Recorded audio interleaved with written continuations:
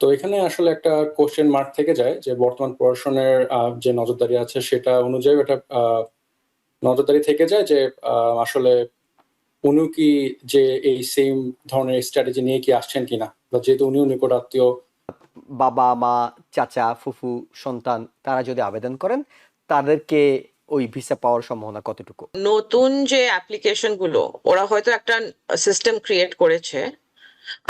নতুন অ্যাপ্লিকেশন গুলো কিন্তু ওয়ার্ক পারমিট মানে এলিজিবল হওয়ার আগেও আমরা কিন্তু দেখে ফেলছি। অর্থাৎ 2024-এর পরে এসে যারা আবেদন করছেন তাদের অ্যাপ্লিকেশন করার সাথে সাথে খুব দ্রুত এখন তাদেরকে ডাকা হচ্ছে।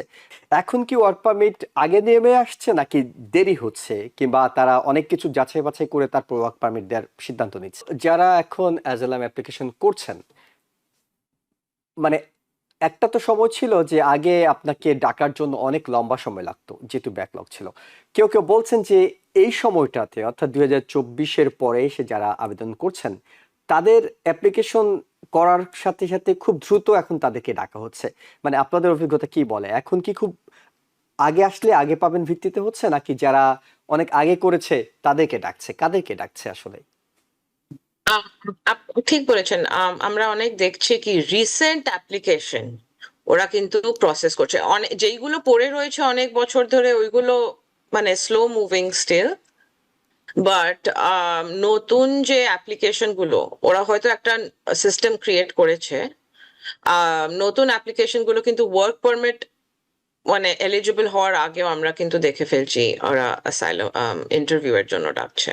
আচ্ছা, তো সেই ক্ষেত্রে এটা শুধু মানে অ্যাসাইলামের জন্য না, but a lot of other kinds of applications 3 মাসে ইন্টারভিউ চলে আসছে।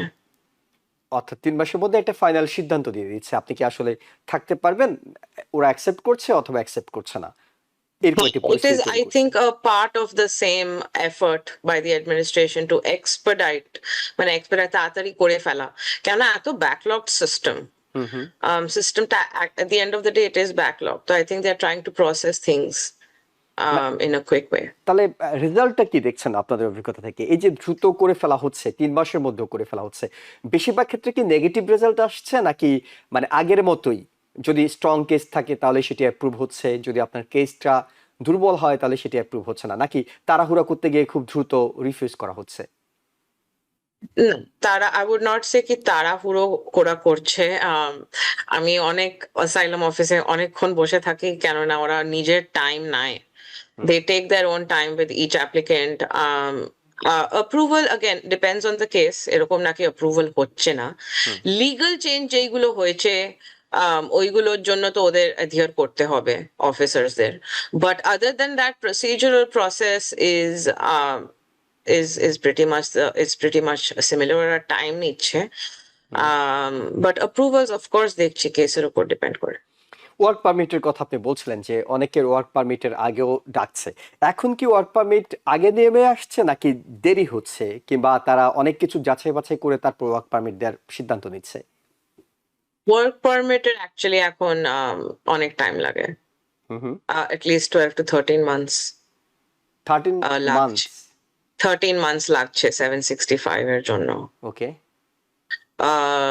তো ওই জন্য অনেক অনেক অ্যাপ্লিকেন্ট অ্যাপ্লাই করে কিন্তু ওদের ওয়ার্ক পারমিট এলিজিবিলিটি বা অ্যাপ্লাই করলো বাট আসার আগেই অ্যাসাইলাম ইন্টারভিউটা চলে আসে। ওকে, তার মানে এই ওয়ার্ক পারমিট পাওয়ার ক্ষেত্রে অনেক জটিলতা তৈরি হয়েছে, আগে থেকে অনেক লেন্দি হচ্ছে বিষয়টা, এই তো? ওরা টাইম নিচ্ছে প্রসেস করতে, কিন্তু রিয়েলি কেসের উপর अगेन ডিপেন্ড করে। আপনি যদি একটা ভীষণ ইজি কেস হয়, হুম হুম। কোনো কমপ্লেক্সিটি নেই, আমি গ্রিন কার্ড অ্যাপ্লিকেশনের জন্য বলছি, তো সেই কেসে ওদের একটা ইনসেনটিভ আছে কি ইজি ডুয়েবল কেসগুলো ওরা তাড়াতাড়ি প্রসেস করে দিক, কেননা ওদের ওদের অ্যাপ্রুভাল একটা গ্রান্টটা বেড়ে যায়। যারা অ্যাজাইলিদের কোনো নিকট আত্মীয় অর্থাৎ বাবা মা চাচা ফুফু সন্তান তারা যদি আবেদন করেন তাদেরকে ওই ভিসা পাওয়ার সম্ভাবনা কতটুকু?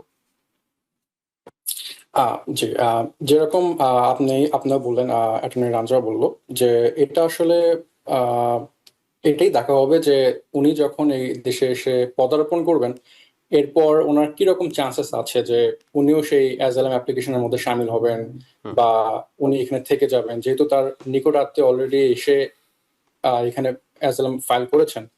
তো এখানে আসলে একটা কোশ্চেন মার্ক থেকে যায় যে বর্তমান প্রশাসনের যে নজরদারি আছে সেটা অনুযায়ী এটা নজরদারি থেকে যায় যে আসলে উনিও কি যে এই সেম ধরনের স্ট্র্যাটেজি নিয়ে কি আসছেন কিনা, বা যেহেতু উনিও নিকট আত্মীয়, হয়তো তাদের মধ্যে এরকম একটা প্ল্যান থাকতে পারে যে উনিও আসবেন, যেহেতু তার মা অ্যাজাইলি হিসেবে আছে, হয়তো পরবর্তীতে হতে পারে যে তার মাতাকে এই অ্যাজাইলাম পিটিশনের মধ্যে ইনক্লুড করে নিল, অ্যামেন্ড করে অ্যাজাইলাম অ্যাপ্লিকেশনকে, অথবা হয়তো মেয়েও এসে সেম অ্যাজাইলাম অ্যাপ্লিকেশন ফাইল করবে কিনা।